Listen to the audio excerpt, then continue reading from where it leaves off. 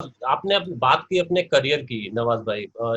You passed out of NSD in 1999 and your big breakthrough came with Gangs of Wasseypur and Kahani, which was in 2012. Obviously आपका बहुत लंबा एक struggle period रहा, और बॉम्बे जैसे शहर में where you didn't know anyone, you are a true blue outsider.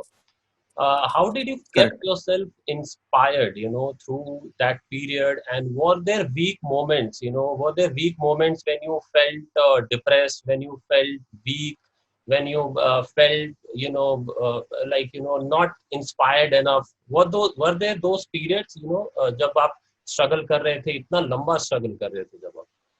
सी मैं स्ट्रगल के दौरान आपको, चूंकि मैंने बताया जैसे कि मैं एक फाइटिंग स्पिरिट रही है, जैसे मजदूरों की होती वही हम वही उसी तरीके से आए थे मुंबई में काम करने के लिए। मैं जी। उससे ज्यादा अपने आप को उनसे ज्यादा अपने आप को मानता ही नहीं था, और आज भी नहीं मानता हूँ मैं इन सब हम्म। चीजों को। हम वैसे ही वो मजदूरी थी, मजदूर मजदूर की तरह जो इंस्टिंक्ट होती है कि सिर्फ काम करते रहना लाइफ है ना, वो लेके मैं आया था। मेरे ड्रीम्स नहीं थे कि मैं बहुत बड़ा कुछ स्टार बनने आना है मुझे, स्टार बनना है मुझे, ये थी। क्योंकि क्या होता है ना, जब हम भौतिकवादी चीजों पे पड़ जाते हैं ना, एक दिन में बहुत बड़ा स्टार बनूंगा, तो फिर जब डिसअपॉइंटमेंट आते हैं या कुछ नहीं हो तो बहुत ज्यादा डिप्रेशन होता है। जी। तो वो मेरे ख्याल से मैंने वो निकाल के फेंक रखा था बहुत पहले से। मेरा था कि मेरे को सरवाइव करना है, खाने पीने के मिल जाए बस, इतना काफी है।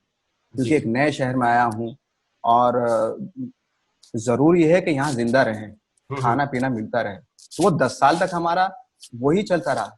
छोटा मोटा काम कर लिया, कहीं से वो कहीं दोस्त के यहाँ चले गए, खाना नहीं तो दोस्त के यहाँ जाके खा लिया, भले ही 4-5 किलोमीटर दूर जाना पड़े दोस्त के यहाँ। हमें मालूम है उसके यहाँ पे काम चल रहा है, उसका जी। अच्छा काम चल रहा है, उसके पास पैसा है इस वक्त, तो खिला देगा खाना, उसको कोई प्रॉब्लम नहीं होगी। तो ऐसा ऐसे दौर भी होते थे, लेकिन खुश खुश उस वक्त भी थे। हाँ, कभी कभी डिप्रेशन जरूर होता था, वो इसलिए कि ये हो के कि हमने ट्रेनिंग ली है जिस चीज की, जी। 3 साल तक नेशनल स्कूल ऑफ ड्रामा में, जिस काम के लिए हमने ली वही काम हमें नहीं मिल रहा है।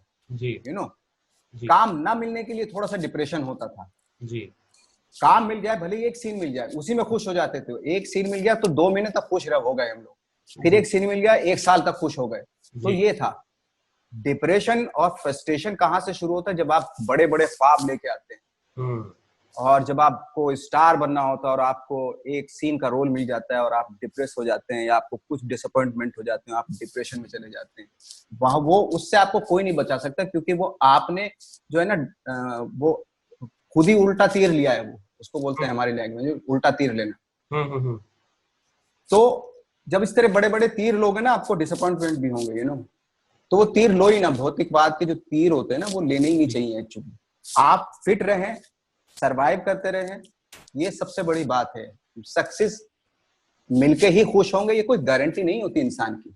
जी। अगर सक्सेस मिलके खुश हो जाते ना, तो आज दुनिया के जो सक्सेसफुल लोग हैं ना, वो सबसे ज्यादा खुश होते हैं। लेकिन वो भी आज जिसकी नेचर में खुश रहना नहीं है ना, उनको पूरी दुनिया दे दो आप, वो खुश नहीं हो सकते। और जिनकी नेचर में खुश रहना है, वो फुटपाथ पे आपने देखा होगा बच्चे या यंग लड़के जो एंजॉय करते रहते हैं, जी। वो वहां पे भी एंजॉय करेंगे, क्योंकि उनकी नेचर में है खुश रहना।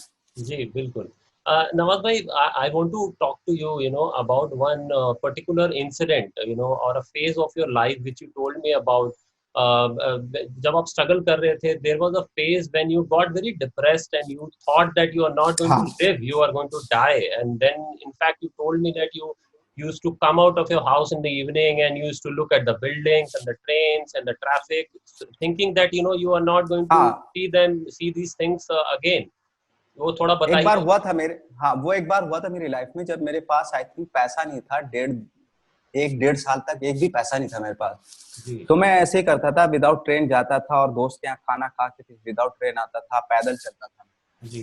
तो उसमें क्या हो रहा था, मैं बिकॉज मुझे खाना प्रॉपर नहीं मिल रहा था, तो वीक हो गया था मैं बहुत। उसकी वजह से मेरे जो बाल है ना, वो मैं ऐसे हाथ में लेता था तो बाल हाथ में आ जाते थे, ओह। बहुत टूट रहे थे, बिल्कुल श्रिंक हो गया था मैं, बिल्कुल पतला दुबला, बिल्कुल मेरे गाल वाल भी सब अंदर धस गए थे।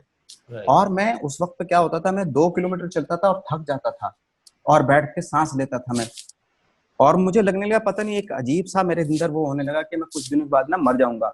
और तो मैं गाड़ियों को, सड़कों को, मैं बाहर ही रहता था ज्यादातर टाइम। मतलब जी। सुबह 7 बजे निकलता था अपने घर से, और रात के 12-1 बजे तक जाता था अपने अपने रूम पे। जी। वो इसलिए क्योंकि मैं अभी देख लेता हूँ सारी दुनिया, नहीं तो ये सब दुनिया में मरने के बाद तो देख ही नहीं पाऊंगा। तो मैं हर वक्त सड़कों पे रहता था। जी। तो आई डोंट नो, वो पता नहीं फेज में मेरे पास ऐसे दोस्त नहीं थे जो मुझे पॉजिटिविटी देते, जी। या उस वक्त पे ऐसे बहुत सारे दोस्त भी नहीं बने थे। बाद में दोस्त बनते चले गए, बहुत अच्छे अच्छे दोस्त बने जिन्होंने पॉजिटिविटी दी और जिन्होंने समझाया मुझे, तो मैं संभलता चला गया। जी। अदरवाइज वो वक्त ऐसा था जहाँ पे मैं थोड़ा सा ना डिप्रेशन की तरफ जा रहा था। इट इज बिकॉज ऑफ के फूड भी नहीं था, सर्वाइवल करना बहुत मुश्किल हो रहा था, और अलोन अलूफ फील कर रहा था, थोड़ा सा नेगेटिविटी भी आ रही थी दिमाग में। हम्म। तो इस तरह का हो गया था, बट वो थैंक गॉड बच गया मैं।